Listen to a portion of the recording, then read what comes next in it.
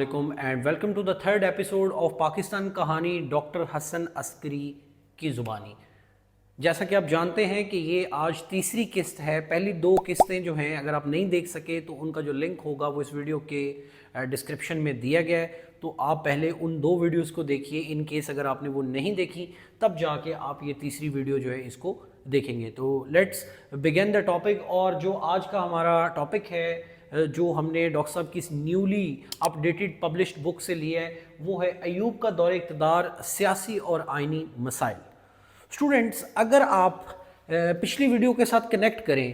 तो हमने काफ़ी डिस्कशन की थी कि 1956 का जो आइन है उसके रास्ते में कौन कौन सी रुकावट थी, किस किस तरह के ईस्ट पाकिस्तान और वेस्ट पाकिस्तान के दरमियान मसाइल थे और उनका आइनी हल निकालने की काफ़ी कोशिशें हुई। ठीक है, जिसमें हमने बोगरा फार्मूला की बात की और फिर हमने डिस्कशन की कि किस तरह ज़ुबान का मसला जो था वो ईस्ट और वेस्ट पाकिस्तान के दरमियान एक बहुत बड़ा चैलेंज था।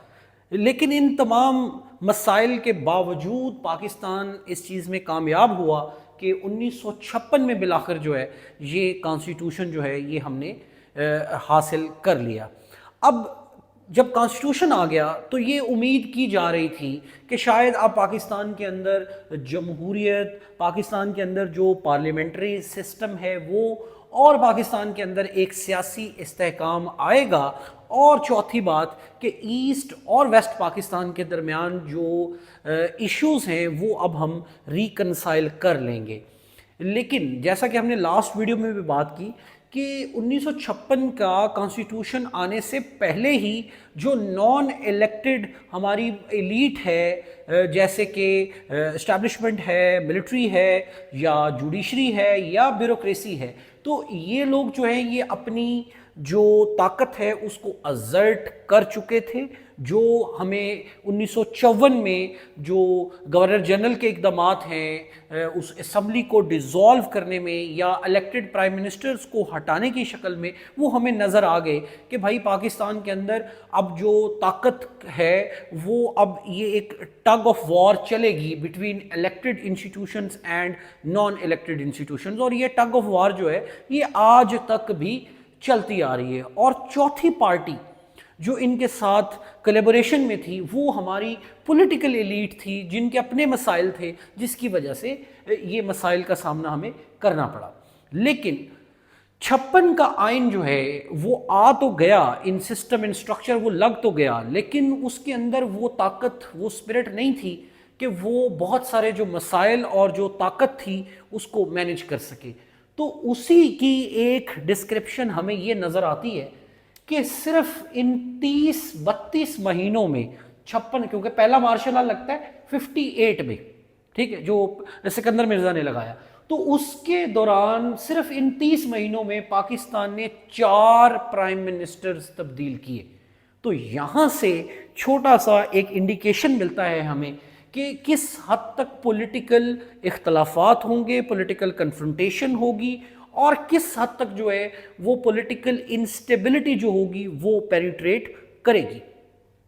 दूसरी चीज़ जो सबसे इंपॉर्टेंट है वो ये कि ये 4 बड़ी पॉलिटिकल पार्टीज़ हैं जो उस वक्त ईस्ट पाकिस्तान और वेस्ट पाकिस्तान के अंदर अपनी अपनी जो पॉलिटिक्स है उसको कर रहे हैं। तो वेस्ट पाकिस्तान में जो 2 बड़ी पार्टीज़ हैं वो मुस्लिम लीग है और रिपब्लिकन पार्टी है, और जो ईस्ट पाकिस्तान है उसके अंदर अवामी लीग है और ये कृषक सरामिक पार्टी KSP, ये 2 पार्टीज़ हैं जो ईस्ट पाकिस्तान में ऑपरेट कर रही हैं। अब इनके दरमियान एक तो ईस्ट पाकिस्तान और वेस्ट पाकिस्तान का मसला है, दूसरा विद इन द प्रोविंस या विद इन द विंग भी तो मसाइल हैं। और उसकी सिर्फ एक एग्जांपल यहाँ हम ये लेते हैं कि ईस्ट पाकिस्तान के अंदर जो पॉलिटिकल वायलेंस है, जो पॉलिटिकल कन्फ्रंटेशन है, वो इस हद तक बढ़ गई कि जो वहाँ की प्रोविंशियल असेंबली के मेंबर्स थे वो बाकायदा वो आपस में दे वर स्कफल्ड, ठीक है, और हाथापाई हुई, बहुत ज़्यादा बदतमीज़ी हुई, बहुत ज़्यादा वायलेंस हुआ। और 2 दिन के बाद दोबारा जब इजलास बुलाया गया तो फिर वहाँ लड़ाई हुई बाकायदा कुर्सियों के साथ, डंडों के साथ, اور اس کے اندر 30 ارکان پارلیمنٹ جو تھے جو provincial assembly they were injured and taken to the hospital. اور اسی وائلنس کے چکر میں اس اسمبلی کے جو ڈپٹی اسپیکر تھے he died after 2 days. ٹھیک ہے, تو یہاں سے ہم یہ ایک چیز جو ہے نا وہ ڈاکٹر صاحب نے لکھی ہے کہ یہ ان کے درمیان 4 چیزیں میں نے آپ سب لوگوں کی سہولت کے لیے یہ بتائی ہیں تاکہ آپ کو پتہ لگے کہ اس دوران جو پولیٹیکل ریالٹیز ہیں وہ کیا ہیں. کیونکہ میری ناقص رائے کے مطابق اکثر اوقات ہمارے ہاں پاکستان افیئرز کے اندر جو ڈسکورس ٹیچرز یا پروفیسرز ڈیولپ کرتے ہیں وہ بڑا ون سائیڈڈ سا ڈسکورس ہوتا ہے جس کے اندر ہم صرف ملٹری کو سول رسپانسبل جو ہے وہ کرتے ہیں. حالانکہ اس کا جو ٹرو انالیسز ہے اس کے اندر یہ والے جو پارٹس ہیں یہ بھی ڈسکس ہونے چاہیے کہ ہمارے جو سو کالڈ پولیٹیکل یا ڈیموکریٹک ایلیٹ ہے وہ کیا کر رہی ہے. تو ان کا آپس میں اور ان کا آپس میں جو پالیسی چل رہی ہے اس کو میں نے یہ 4 ورڈز کے اندر ڈسکرائب کرنے کی کوشش کروں گا. پہلے تو ڈاکٹر صاحب نے لکھا ہے کہ ان سب کے درمیان جو کامن چیز تھی کہ یہ سارے لوگ میکیولین ایتھوز کے اوپر چل رہے تھے. کیا مطلب ہے؟ یعنی کہ سیلف انٹرسٹ کی پالیٹکس چل رہی ہے. کبھی پارٹی چینج کر کے کچھ بندے ادھر جا رہے ہیں, کبھی پارٹی چینج کر کے ادھر آ رہے ہیں. ایسٹ پاکستان کے اندر تو ایک ویک کے اندر سی ایم جو ہے وہ چینج ہو رہا تھا. کبھی ایک بندہ ہے, کبھی دوسرا بندہ ہے, کبھی ایک بندہ گورنر ہے, کبھی دوسرا بندہ گورنر ہے. تو یہ ایک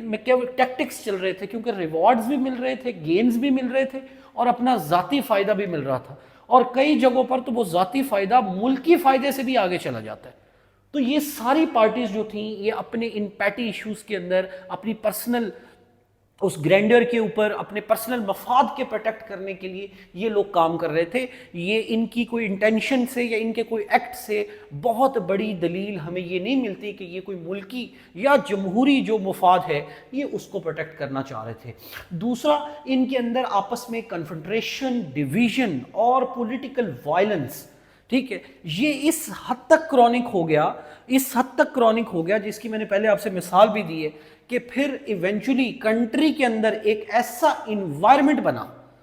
یہ کوئی جسٹیفیکیشن نہیں ہے مارشل لا کی, but it is our attempt to bring out the true picture, تاکہ آپ پیپر میں جب کریٹیکل انالیسس کریں تو you go deep into the problems and try to bring out the new facts and new truth in front of the examiner کہ ہماری جو political class ہے, ٹھیک ہے, انہوں نے کیسا بڑا میس کریٹ کیا کہ انہوں نے. اور اگر آپ اس چیز کو ریلیٹ کریں آج کے دور کے ساتھ بھی, تو آج کے دور میں بھی ہماری جو پچھلے 10-12 سال کی پالیٹکس ہے, جتنے بھی بڑے پاکستان میں پولیٹیکل سائنٹسٹ ہیں, محمد وسیم, ڈاکٹر حسن عسکری رضوی, ان کے علاوہ کوئی بھی اور بڑا نام آپ اٹھا لیں, تو دے آل ایگری کہ پچھلے 10-12 سال میں پاکستان کے اندر پولیٹیکل پولرائزیشن اور پولرائزڈ ہوئی ہے, پالیٹکس آف کنفرنٹریشن ہوئی ہے, پالیٹکس آف جو ہے وہ ڈویژن ہوئی ہے, پالیٹکس آف ہیٹریڈ ہوئی ہے, اور پالیٹکس آف نان کوپریشن ہوئی ہے. ایون جو پبلک انٹرسٹ کے میٹرز ہیں اس کے اندر بھی ہمارے ہاں جو 2 بڑے پولیٹیکل بلاکس ہیں انہوں نے کوئی نیسیسری کوآپریشن جو چاہیے ہوتا ہے کنٹری چلانے کے لیے, لوگوں کو پروٹیکٹ کرنے کے لیے, وہ بھی نہیں کیا ہے. تو یہ ریزمبلنس ہمیں یہ کتاب کے یہ پیراگراف جو ہے یہ پڑھتے ہوئے ہمیں یہ ریزمبلنس آتی ہے. لائک میرے مائنڈ میں یہ چل رہا تھا کہ it is like the repetition, مطلب there is nothing new in it, because all these words for you, for me, for any student of history of the Pakistan, these all words are not new to you people. So اس ایرا کے اندر بھی یہ 4 بڑے actors جو ہیں یہ اسی mutual division, violence, confederation اور میکیولین ethos کا کیا تھے, شکار تھے. تو ملٹری کے لیے یہ بڑی سازگار انوائرمنٹ تھی. اور ایونچولی پھر جو سکندر مرزا تھے انہوں نے کانسٹیٹیوشن کو ایبروگیٹ کیا ان اکتوبر 1958, اور اوبیسلی یہ سارا کام جو ایوب خان صاحب تھے, ٹھیک ہے, ان کی کنسلٹیشن کے ساتھ ہوا, اور انہوں نے ایوب خان کو چیف مارشل لا ایڈمنسٹریٹر بنا دیا, ٹھیک ہے. حالانکہ ان کے ساتھ بعد میں کچھ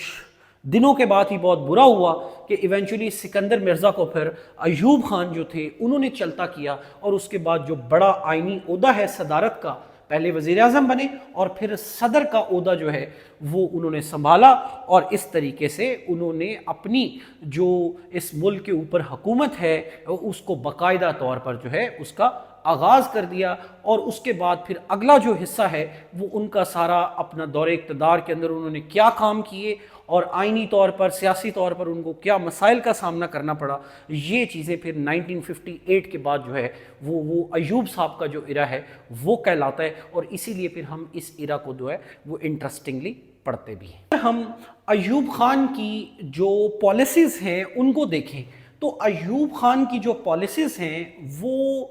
4 حصوں میں ڈیوائیڈ ہو سکتی ہیں۔ نمبر 1، جو انہوں نے اقتدار سنبھالنے کے بعد امیجیٹ سٹیپس لیے، ٹھیک ہے، کچھ لانگ ٹرم پالیسیز ہیں، ٹھیک ہے، اس کے بعد ان کے سوشو اکنامک میئرز ہیں، اور پھر انہوں نے اپنی جو اقتدار ہے اس کو سویلینائز کرنے کے لیے بھی کچھ جو سٹیپس ہیں وہ یہاں پہ لیے ہیں۔ تو اب ہم ون بائی ون ان کے اوپر بات کرتے ہیں، تھوڑی آپ لسٹ بھی بنا سکتے ہیں کہ ایوب کے دور میں کیا کیا چیزیں اور وہ کس طریقے سے اس کا جو گورننس کا ماڈل تھا وہ تھا۔ اچھا جی، اب چونکہ 1956 کا کانسٹیٹیوشن ایبروگیٹ ہو چکا ہے، پروونشل اور نیشنل اسمبلیز ڈیزالو ہو چکی ہیں، پولیٹیکل پارٹیز کے اوپر بین ہے، ٹھیک ہے، اور اس کے علاوہ جو پولیٹیکل لیڈرز ہیں ان کے اوپر بھی اریسٹ اور اس طرح کی جو چیزیں وہ ان کا سامنا ان کو کرنا پڑ رہا ہے، ٹھیک ہے۔ تو ایوب کے لیے سب سے پہلی جو چیز تھی وہ یہی تھی کہ کسی طریقے میں نے امیجیٹ کانٹیکسٹ میں جو عوام ہیں ان کو ریلیف دینا ہے، ان کو جو ہے وہ میں نے یہ تاثر دینا ہے، ٹھیک ہے، کہ بھائی ہماری جو گورنمنٹ ہے یہ آپ کے فائدے اور فلاح کے لیے کیا کر رہی ہے، کام کر رہی ہے۔ تو پھر گورننس کے کانٹیکسٹ میں اس وقت کی جو ملٹری بیوروکریٹک گورنمنٹ تھی، کیونکہ میں اس کو کہوں گا ملٹری بیوروکریٹک، کیونکہ کبھی بھی ڈاکٹر صاحب نے بھی لکھا یہ کہ ملٹری کبھی اتنا بڑا ان کا وہ نہیں ہوتا کہ وہ ڈائریکٹ آپریٹ کریں گے، ان کو سویلین بیوروکریسی کی ضرورت ہے ہی ہے، اور انہوں نے بڑا زبردست ان کے ساتھ کوآپریٹ کیا۔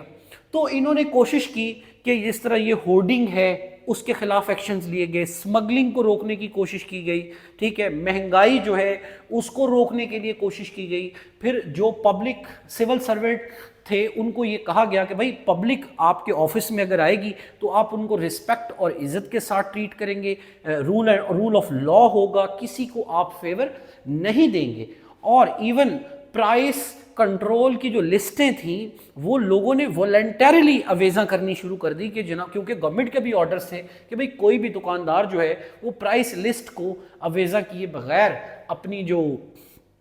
چیزیں ہیں ان کو بیچ نہیں سکتا۔ دوسرا، لانگ ٹرم میں وہ یہ سوچ رہے تھے کہ ہم لوگوں کو یہ یقین دلائیں کہ بھئی ہم کرپشن سے پاک گورنمنٹ ہیں، ٹھیک ہے، ہمارے ہاں صرف اور صرف بیٹر گورننس ہوگی، ہم لانگ ٹرم ریفارمز کرنا چاہتے ہیں، اور دوسرا ہم یہ چھوٹے چھوٹے ایشوز سے نکل کے تو اپنی کنٹری کو ماڈرنائز کرنا چاہتے ہیں۔ تو یہ پروجیکٹ اپنے آپ کو انہوں نے جو پروجیکشن کی وہ اسی حوالے سے کی، ٹھیک ہے، تاکہ جو لوگوں کے اندر یہ تاثر ہے وہ یہی جائے کہ یہ گورنمنٹ ہمارے جو مسائل ہیں، ٹھیک ہے، ان کا ٹرو جو ہے وہ کیا ہے، ریفلیکشن ہے، اور یہ ہمارے جو مسائل ہیں ان کو حل کرنے کی صلاحیت جو ہے وہ رکھتے ہیں۔ تو کافی حد تک وہ یہ تاثر دینے میں کامیاب بھی ہوئے، ٹھیک ہے۔ اس کے بعد اگر ہم تیسری بات کریں کہ ان کی جو سوشو اکنامک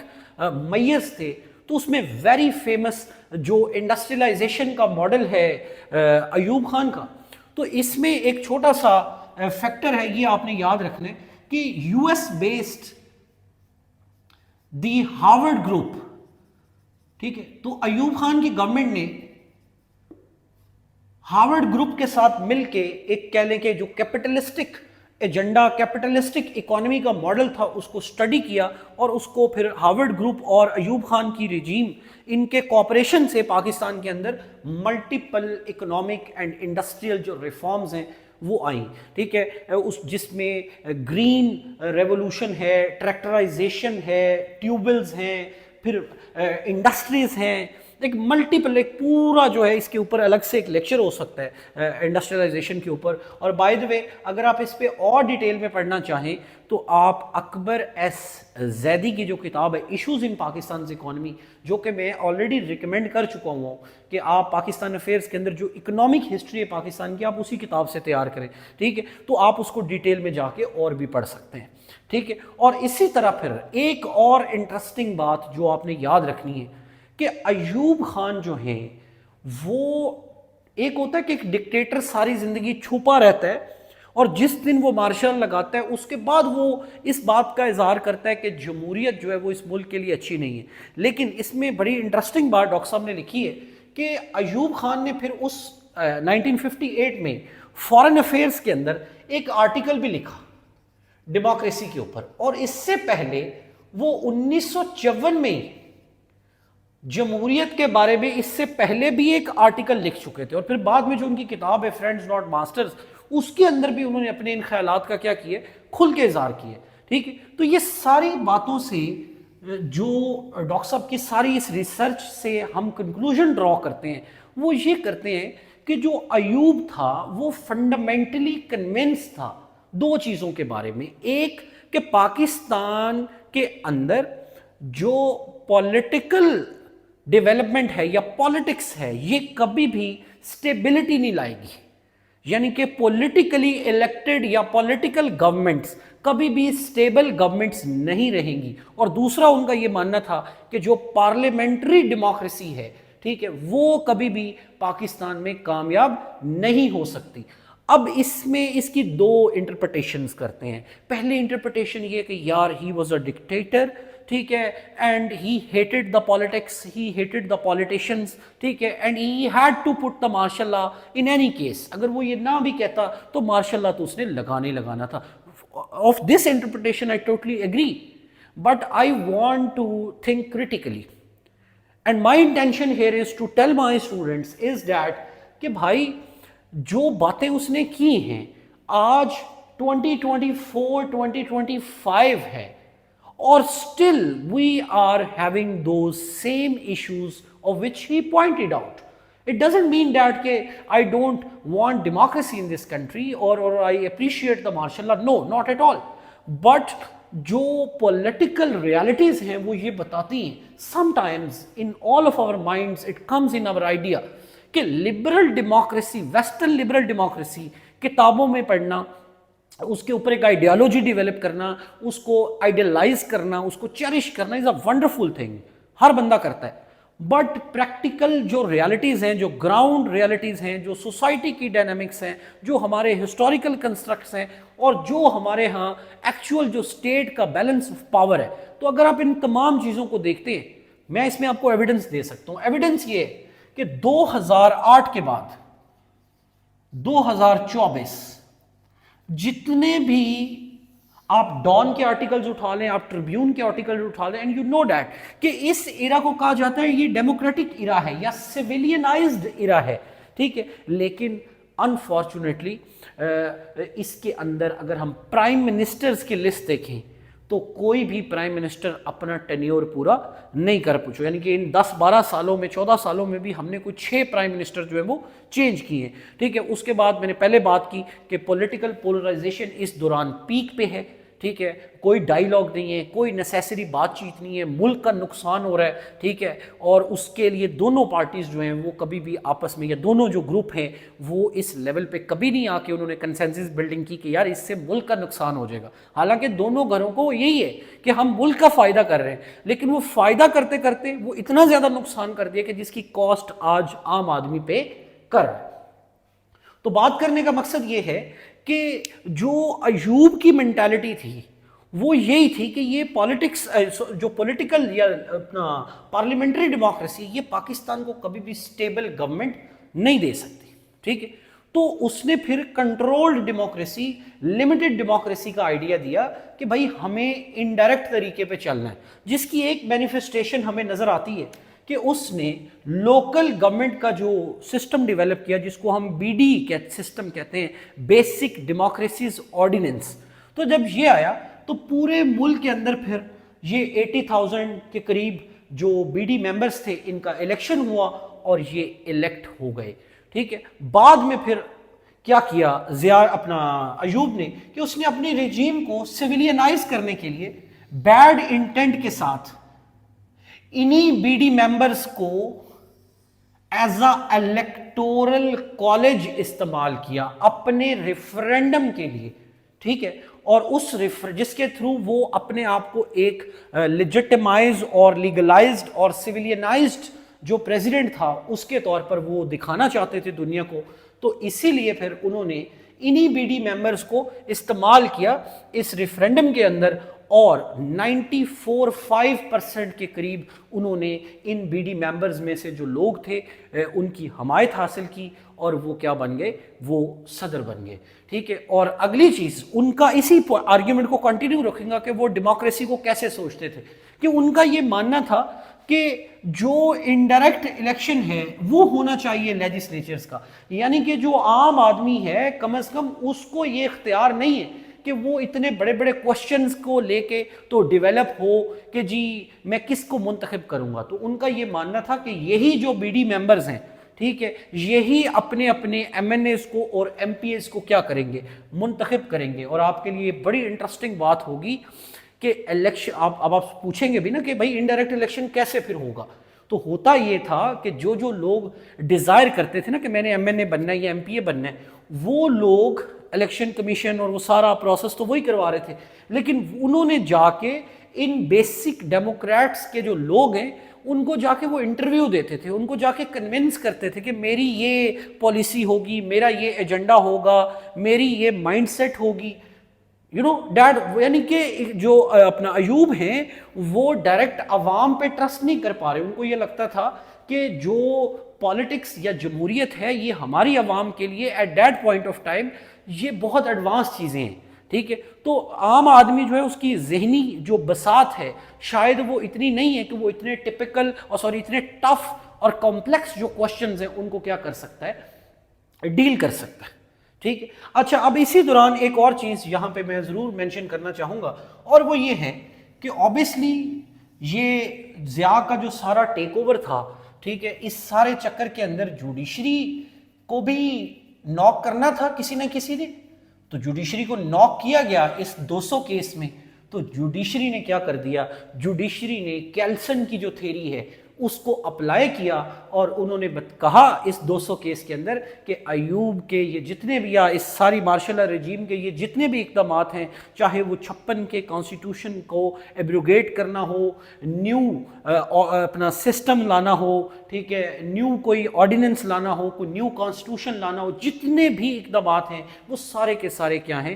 ویلڈ ہیں اور لیگل ہیں. تو یہ بھی ایک ایڈوانس بات ہے, ٹھیک ہے, کہ جو ہمارے اور کانسٹیٹیوشنل لاء کا اسٹوڈنٹ کیا کرے گا, وہ اس کو 20 مارکس کے مطابق تیار کر سکتا ہے. ٹھیک ہے نا, کیونکہ یہ آپ کا امپورٹنٹ چیز ہے. پاک افیئرس کا بچہ اس کو ایز اے ریفرنس ہی لکھے گا, اتنا زیادہ ڈیٹیل میں ہم جانے کی ضرورت ہمیں نہیں ہے. کلیئر ہوگی جی. تو یہاں سے ثابت ہوتا ہے کہ ملٹری اور بیوروکریسی جہاں پر سارا ایڈمنسٹریٹیو اور گورننس کا میکنزم کنٹری کا چلا رہے تھے, وہیں جوڈیشری جو تھی وہ ان کے اس سارے اقتدار کو, ان کی ساری اس پالیسیز کو کیا کر رہی تھی, پروٹیکٹ کر رہی تھی اور لیجٹمائز اور لیگلائز کر رہی تھی. ٹھیک ہے جی. اور اس کے بعد جو 62 کا کانسٹیٹیوشن ہے, ٹھیک ہے, وہ ضیاء نے اپنا ایوب نے دیا پاکستان کو. تو اگر ہم 62 کا جو کانسٹیٹیوشن ہے, بائی دا وے اس کے اوپر میری ڈیٹیلڈ ویڈیو پہلے ہی یوٹیوب پہ موجود ہے, 1956, 62 اور 73 کا جو ہے اس میں میں نے کمپیریزن دیا ہوا ہے. تو جو بچے وہ نہیں دیکھ سکے اور دیکھنا چاہیں وہ یہ ریفر کر سکتے ہیں, یوٹیوب کے اوپر اویلیبل ہے, constitutional and political history of Pakistan by Muhammad Waqas Nawaz. تو وہ یہ لیکچر آپ کو مل جائے گا. اینی ہاؤ, اگر ہم 62 کی بات کریں تو اس کے اندر جو 56 کا آئین ہے اس کی ساری جو سچویشن تھی اس کو بدل دیا گیا. ٹھیک ہے. اور 62 کے آئین نے پاکستان کو